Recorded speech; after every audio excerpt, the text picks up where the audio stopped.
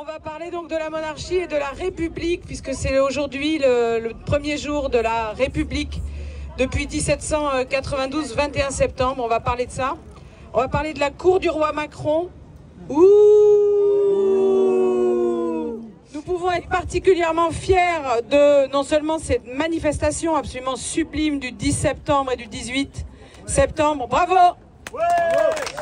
Mais nous pouvons être également extrêmement fiers de certaines actions. Alors je ne les connais pas toutes, mais une que j'ai adorée, c'est le déblocage du parking du CHU de Bordeaux. Alors, on a récolté 120 € de caisse de grève. Les gens étaient absolument en liesse, ils étaient tous avec nous. Et je tiens à dire que Harold Bernat, qui a pris la parole, a eu l'intelligence de filmer cette action, de l'envoyer sur Twitter, et nous avons eu 800 000 vues. Je dis bien 800 000 vues. Donc moi je vais faire un petit discours sur la monarchie, sur 1792 et 2025. 1789, le peuple de France était massivement à basculer pour la monarchie constitutionnelle. Les gens qui étaient révolutionnaires en 1789, la plupart d'entre eux, ils soutenaient le roi. Ils étaient derrière le roi Louis XVI, ils aimaient le roi même. Dans les cahiers de doléances, il y a des déclarations d'amour au roi Louis XVI. Et comment est-ce possible que 3 ans après, le peuple de France, ou une partie du peuple de France, ait décapité son roi? C'est quelque chose qui est extrêmement difficile à comprendre, puisque 3 ans plus tôt, en 89, on a finalement des révolutionnaires qui sont tous pour la monarchie constitutionnelle. Une constitution avec un roi. La naissance de la différence entre la droite et la gauche, c'est au moment où ils se battent à l'Assemblée nationale sur la question du veto suspensif ou pas du roi. Mais ils sont tous pour un veto royal. Donc il faut comprendre la vitesse avec laquelle les choses se sont passées. C'est-à-dire que tout le monde était pour le roi, tout le monde donnait une place au roi, on était pour la monarchie constitutionnelle. Et on est arrivé en 1792, le 21 septembre, on a aboli la monarchie. Ça a été extrêmement rapide. Personne n'avait prévu ça, aucun journaliste, aucun sociologue, personne. C'était absolument imprévisible. Qu'est-ce qui explique que la monarchie est chutée en 1792, le 21 septembre? Bon, en 89, je vous l'ai dit, tout le monde est derrière le roi. Pareil en 90, le roi organise la fête de la Fédération le 14 juillet 1790. Tout le peuple est autour du bon roi. C'est pour ça que le 14 juillet, c'est un peu limite au niveau de la symbolique. C'est souvent la fête de la Fédération que les droitards reprennent comme symbole, et pas la prise de la Bastille. Les choses se compliquent en 1791 avec la fuite ignoble du roi à Varennes. Ouh! Et là, en fait, quand il fait ça, si vous voulez, là, les gens, ils commencent à dire, mais c'est vraiment un salaud, en fait. On l'aimait bien, mais là, vraiment, il fait des trucs graves, en fait. Il n'y avait pas les centaures. Non, il n'y avait pas les centaures, mais il y avait des trucs assez terrifiants, avec des baïonnettes et tout. Et donc là, les relations avec le roi commencent à se compliquer entre le peuple de France et le roi. Et puis, les choses ne font qu'empirer à partir de la fuite de Varennes, où on comprend très bien que cet homme est un traître, en fait. Et qu'il travaille avec l'étranger, et qu'il veut faire chuter la Révolution. Et à partir de là, il y a la prise des Tuileries, août 1792. Ouais!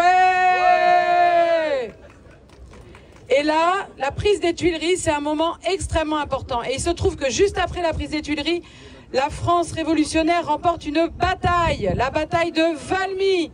Oui!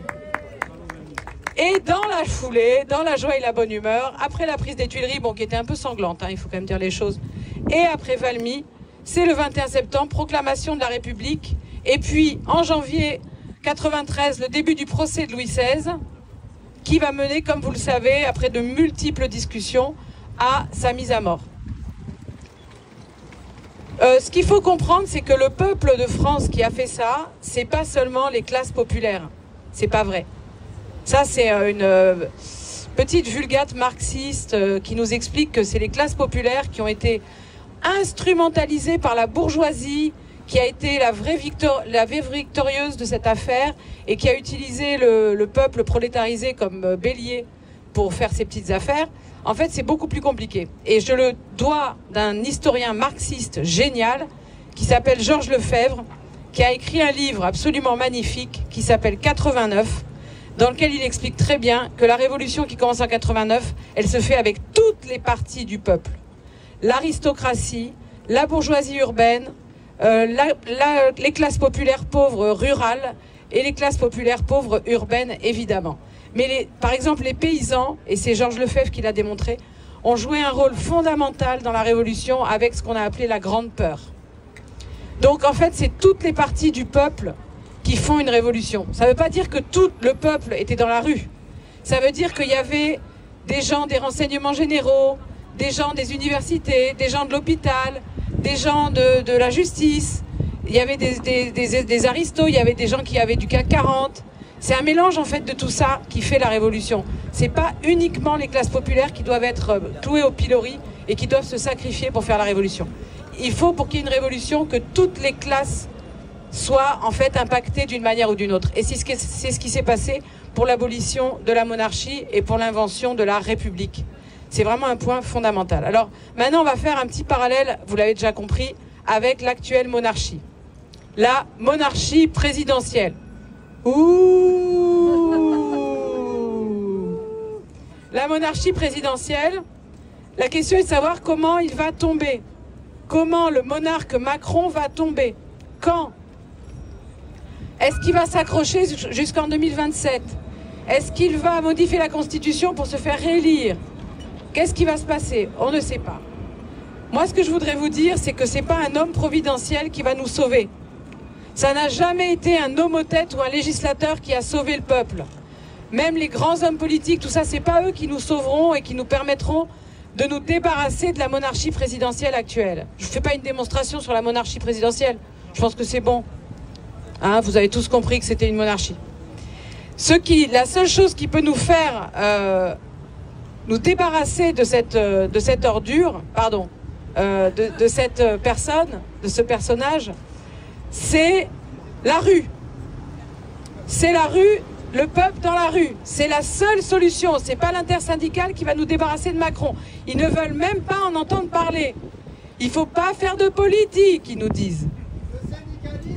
C'est pas la politique. Il faut pas parler de la destitution de Macron. C'est pas bien. On fait que les choses pour les travailleurs. Bon alors on fait comment? Eh ben on fait qu'on prend la rue, on prend les communes, on fait des fédérés et on accélère la lente chute du roi Macron parce qu'en fait elle a commencé cette chute. Il va très mal. Il est très très mal. Il fait des sudoku à l'Élysée. Il est très emmerdé. Ça va pas du tout.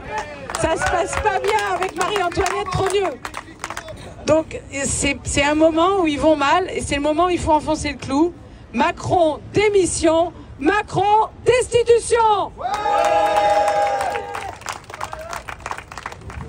Je suis profondément anticapitaliste, mais ça ne m'oblige pas à oublier la question politique. Et la démocratie, elle ne s'inventera pas toute seule. C'est-à-dire que s'il n'y a pas une réflexion des anticapitalistes sur ce qu'est la démocratie et sur comment advient une démocratie, de démocratie, il n'y en aura pas. Il y aura je ne sais quelle dictature après le capitalisme. Donc je pense qu'il ne faut pas opposer la réflexion sur le capitalisme et la réflexion sur la politique, sur la démocratie et la République. C'est des réflexions qui doivent être absolument articulées et pas opposées les unes aux autres. Deuxièmement, sur le blocage, je persiste et je signe. Faire des actions pour faire chier les gens, c'est absolument désastreux en fait. Non mais faire chier les riches avec plaisir, mais ils ne m'intéressent pas tellement. Moi je préfère aller tracter dans des endroits où il y a des gens des classes populaires, où il y a des gens vraiment qui ont envie de discuter avec nous, etc. Et pas les faire chier précisément, mais les aider à entraîner une lutte ensemble en fait. Donc aller faire chier les riches, c'est une option. On a un truc qui est à l'étude qu'on va peut-être faire dans un quartier bourgeois, où on va aller emmerder des riches et ce ne sera pas déclaré, ce sera une action quasi de désobéissance civile. On le fait aussi, mais il ne faut pas oublier de faire aussi plaisir aux gens. Et ce qu'on a fait, l'opération parking gratuit du CHU, elle était exemplaire. Exemplaire. Et c'était une opération de désobéissance civile. Et ça a consisté à faire quoi cette opération? Ça n'a pas consisté à bloquer le pays, ça a consisté à débloquer la France. Parce que le but, c'est de débloquer ce pays. Oui, en fait, en médecine, on bloque des fois des organes pour débloquer des flux sanguins, et c'est exactement de ça dont il s'agit. Il faut que l'objectif soit de débloquer, pas de faire chier le monde, en fait. Donc voilà, c'était le point que je voulais ajouter suite à ces deux prises de parole.